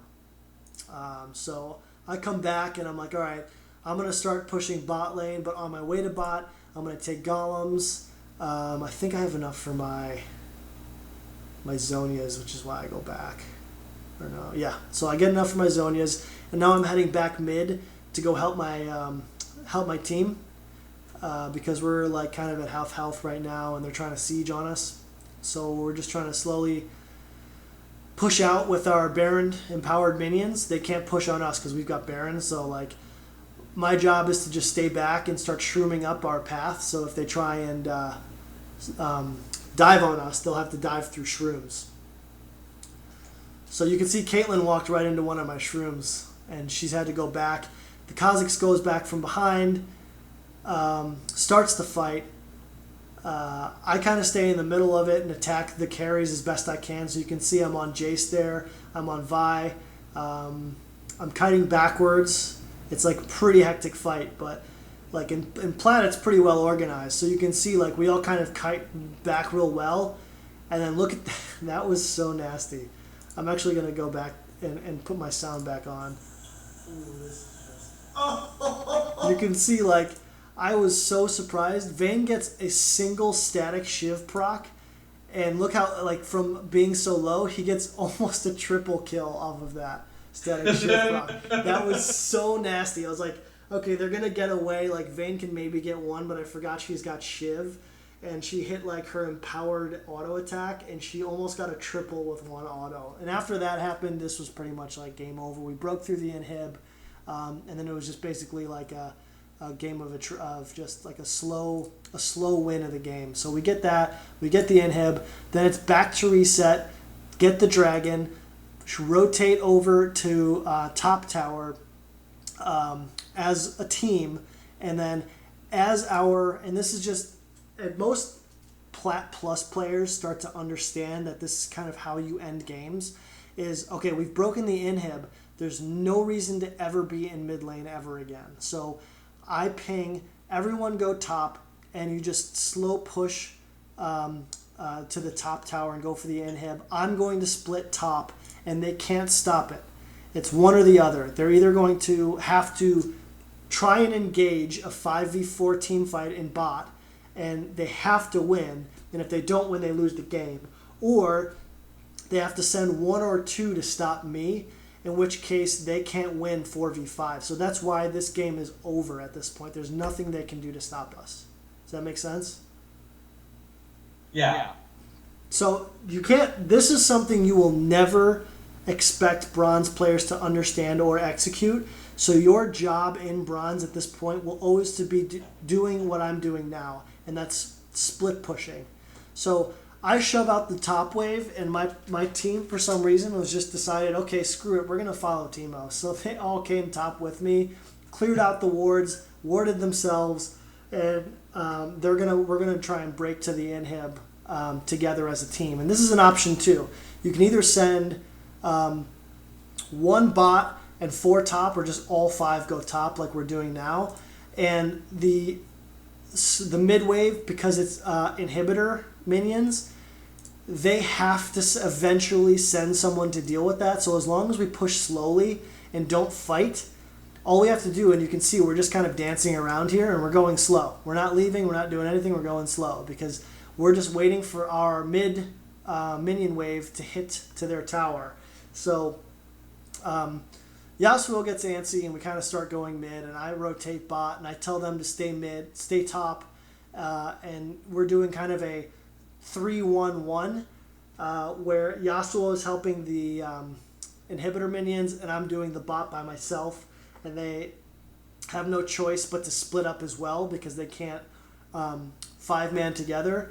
And I think our team kind of, you can see the Yasuo keeps feeding. He just loves fighting with a passion. And he gets killed, and our team has a little bit less pressure there, but they're not rotating to me at all because they have to deal with top still, and they still have to deal with the Baron and minions, and they're still trying to fight. And all the while I'm doing this, you can see on my screen, I'm just watching this. That's all I'm doing is I'm watching, waiting for someone to come near me. And all that's fighting's going down. I'm just doing damage, doing damage, doing damage. I can turn on this Jace and probably kill him. But what I'm trying to do is I'm thinking, I'm going to run away, and they're going to think that I've run back to base. And meanwhile, there's a fight happening in mid, so Jace has to go deal with that. All I have to do is turn around, and it's really that simple. I mean, you remember this strategy in Bronze. When you run into the fog of war, they can't see you. Oh, this is a great kill. Watch this. Just delete her off the map completely. I had to flash for that one last auto. But so basically, if you walk into the fog of war, they will think you've backed. They'll assume that you've backed. So you walk into the fog and basically just stand there in stealth, and you wait till they push out the next wave, and then they'll leave to go to like another lane because they think you've gone, and then just go right back into split pushing. Because at minimum, it'll waste their time. Does that make sense? Yeah, definitely. That's okay. So that's like this is actually something that I've learned really like late in my career. Like I wish what the fuck. I wish I learned this a lot earlier. But okay, so say you've got top tier down, and this will be kind of the last thing. I don't want to take too much of your time here. So say you've got top tier down, okay, and you're trying to siege in, and you've got your wave here, and their tower is hitting your minions, and you've got your shroom here, you've got your blue ward here, you've got a shroom here, and you've got a shroom here. This is like the essentials, okay? So 3 shrooms here and a blue ward, okay? So you're completely protected in standing here and attacking the tower, okay? But say the top Jace comes, and then Vi comes through the jungle and hits a bunch of shrooms and tries to come gank. All you have to do is walk to this point here and stand in stealth. Because a lot of times what's going to happen is when that's happening, our team's going to see 2 top, and they're either going to start blitzing mid or blitzing bot, or at least some fights are going to start happening to the point where Vi's not going to be able to just, dick around up top. She's going to be like, all right, fuck this, I'm out. I got to go help mid again. And then Jace is like, all right, Teemo's not here anymore. And there's a fight happening mid. It might be like a 3-on-3 mid. So I have to go help. I'll make it a 4-on-3. So I'm going to go there too. So you're standing there. He's going to take this one wave. And he's going to take one wave. So it's away from his tower. And then he's going to rotate back to mid. As soon as that one wave crashes back here, then you just continue out of your stealth and start attacking again. Because before, what I would do is when I would see the jungler coming and the top coming, I would just rotate and then go back to my jungle, do some shit, or rotate mid or back, right? Like, is that something that you typically do? Like, that's what I used to do. Just be like, okay, well, there's nothing left for me to do. I'm just going to leave and never come back. Best strategy of all time split pushing is just back out it into the fog, wait until they push a wave, and then go right back in. Because what's going to happen is they're not even going to notice that you've come back because they're thinking like you usually think. And by the time they get to mid and do what they were doing, they're going to be like, oh shit, Teemo's here, and he's been hitting our tower for 5 minutes. They're going to have to go all the way back, right? You're going to have Riche room. They're going to hit it again. You're going to back up again, right? Rinse and repeat. And they're going to start spamming in chat, I hate Teemo, right? Like, okay. That is the most annoying yet awesome split push strategy that I've figured out in the last, 5 or 6 months, and it is fail-safe. Like, if you go backwards and go into the Fog of War, and you can see that, they're bringing, the Goon Squad, and, the jungler starts to rotate in, and, they're really going for you and not the minions, then you gotta retreat the fuck out of there. But that's while you're retreating, all you have to do is ping mid, ping bot, be like, look, they're chasing me down, it's just me by myself, and there's, 2 or 3 of them, which means some objective on the map is wide open. So don't forget to just go into the fog, number one, and then assess the situation. If they allow you to go back in, do it. If they make you run, then it's kind of an if-then situation. It's very ABC, very simple. If they let you take the tower, if they just give it to you, then take it. If they chase you, then something else opens up on the map, so ping the shit out of it. Does that make sense? Now, one thing that happens a lot in Bronze, and this is something that I want to learn how to kind of try to work around, because obviously it all still falls on me for not being able to carry a game. But oftentimes what happens is I'll create that type of pressure. I'll have 3, sometimes even 4 people top. I don't know why there's 4 up there, just for me. But when I do that, my team doesn't really seem to take advantage of that. They just seem to either sit and mindlessly farm, or they're all recalled, or something like that. So if that's happening, and I can't rely on my team to take the objectives, what can I be doing to take those objectives instead? Okay, so here's the thing. So let's pretend that all 3 towers are gone on both sides, okay? So now all we've got left on both teams is mid inhibs and back. So what you don't want to do is be over here trying to pressure this tower when your jungler is taking this, your mid laner is defending, and your bot team is defending here. Because what that's going to do is you've got one of your teammates in your own jungle, you've got one of your teammates in mid, and you've got 2 teammates here getting sieged on, right? So the problem with this scenario is the only target that's available is you. So they're going to bring the whole squad to come and just dumpster you, right? So the only safe time to split push is when you know where every single player is on the other team. And that's why watching the minimap is so crucially important. The only safe time to be here is if you see that your mid laner and his mid laner is mid, and that the bot side is same as bot and on your team and their team. So you've got count of 1, 2, 3, and then 3 of their players, right? You've got their mid laner and their bot, but you don't know where their top and their jungler is. So it's okay if only 2 of them are missing, but if there's no pressure and they just aced your team and you're the only one left, you should not be split pushing at all, right? You should be watching your team. And this is the thing about bronze and silver and low gold, is that after laning phase ends, what does it become? A fucking ARAM, right? Everyone's mid and they're just duking it out until the late game, until someone wins the team fight, and then they just shove it up mid. That's what I see in bronze all the time. So what your job is to, when they're team fighting in mid, you need to just make sure you're constantly splitting.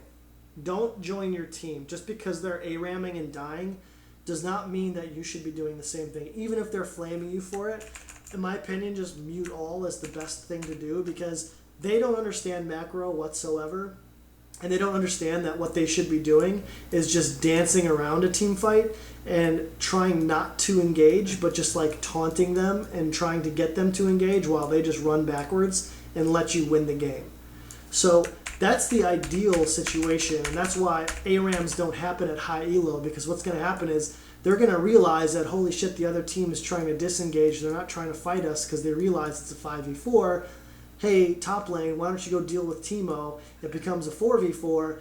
Then we can start some shit in a 4v4. Or if they send more than one to try and kill you, then it's a 4v3, and then it's a disadvantage. That's why split pushing works. But in bronze, what ends up happening is it's just an ARAM, and they'll go in 4v4 and die, and you're the only one left, and then they rotate around and kill you too. So my suggestion is twofold. One is wait until the ARAM begins, or like the dancing begins. Once it does, ping your team like incessantly to not fight. Just try and get them to not fight. Even if they do fight, at least it'll make them not fight for like 10 to 15 seconds, and that's enough for you to take a tower, right? And once you get that tower, you can kind of rotate into the fight, and I've done this too, through the backside, and then clean up all the kills that your team wasn't able to, okay? So that's number one. Number one is wait till you can get the ARAM started and continue your split push. If you win the fight, the game's over, and you can just hard shove, your team hard shoves mid, you hard shove top, the game's over. If you lose the team fight, and this is why it's important to keep track of what's happening with this fight at all times, because as you're auto-attacking minions and a tower, do you have to look at it? No, you just have to you could literally be watching the fight while you're autoing this, right? So just make sure you have a count of each and every one of them. Make sure that you see 5 enemies at all times, because if you see 4, that means one's coming for you. But if you see 5 and you see that the fight's going relatively even and your team gets wiped, but their whole team is like down to 10% health, you should already be walking for a pentakill. Does that make sense? Yeah, that makes sense. Okay, and then secondarily, if there's no ARAM happening and there's just like, mids trying to siege with like a few and bots trying to siege with a few, but you can see like, 4 of their players on their map, that's your green light to split push in and take the tower. But if you can't account for their whole team, never split push. That's rule number 1 in split pushing. Just assume that they're in a brush waiting for you to kill you. That's just the safest way to play it. Okay. Now, one thing that happens to me sometimes when I try to do that split pushing, let's say that bot outer is still there, for example. Yeah. I'll look at the mini map, I'll see that my jungler's ganking down bot, and they're pushing into that tower. And then by the time I usually decide to commit to that split push, trying to push all the way into the second tower top lane, I'll see them all clustered around that bot lane tower. So I figured, hey, I forced something up here because the jungler is trying to gank, the enemy jungler is up here trying to gank me. I can hopefully allow them to get that tower down there easily. I tried that though, they ended up not taking the tower and they just recall after getting a single kill. You're saying these guys recall? Yeah, they don't finish off the tower, they get a kill under the tower. Yeah. Maybe my jungler who did the gank down there tanked most of the tower damage because it was a tower dive or something. Yep. But then the AD carry, nobody stays around to take that tower, even though I've got the top laner and the jungler in my top lane. Okay, so that's more or less what I was asking earlier too. When you're trying to create pressure but your team's not taking advantage of it, what can you do? So there's nothing you can do, basically, is the answer. It's kind of the shitty answer, but it's the answer. The only thing that you can do is ping the tower at least 4 times, and that's not like a fake number. Like 4 times will drill it into these guys' heads that you're saying something. You ping it once, they're going to be like, all right, shut up. You ping it 4 times, as soon as they get that kill, just start pinging that tower, because you got to start getting comfortable with shot calling and understanding that that that's the rotation that they need to make, is you've got the kill, and then start pinging the jungler, okay, if he's on your screen. Otherwise, type in chat, jungler top, and then just ping the tower 4 times. And if they still don't listen to you, there's nothing you can do about that. Then just back off and then try and rinse and repeat and hope that they can do it again, right? Just hope that they can get that kill again and get that tower eventually. But the best and only option for you is to ping the tower and then ping the jungler, and they'll have to put 2 and 2 together. And if they're too dumb to put 2 and 2 together, there's nothing you can do about that. Okay. All right. All right. Because sometimes I feel kind of helpless, and I feel like there should be something else I should do, but I never know what it is. Yeah, So. I mean, you can't control them. It's a team game, unfortunately, or fortunately, and the best you can do is kind of give them the knowledge that they need and hope they kind of use it the right way. So I think we'll end it here. I think I've given you kind of enough to work on for the next couple weeks. I think what I want to leave you with is, besides that mid-game stuff is, all the nuances and intricacies we can get to in another session if you want to do that. But the one thing I want you to work on in your next, say, 20 games with Teemo is CSing number 1 and being, as conscious as humanly possible about the small mini-map next to you. Keep your eyes on that almost as much as you keep your eye on the lane. And number 3 is keep your eye on spacing with whoever you're laning against. Understand their abilities and what they can do and how they can gap close or how their damage is done. And then try and think about where Teemo needs to be in relation to that to keep yourself the most safe and also the most aggressive. Okay, does that make sense? Yes, So definitely. number 1, CS. Number 2, vision and minimap control. And number 3, spacing. So that's your homework goals from here on out. And I want you to play at least 20 games and maybe come back to me with more questions and maybe set up another session if you want to do that.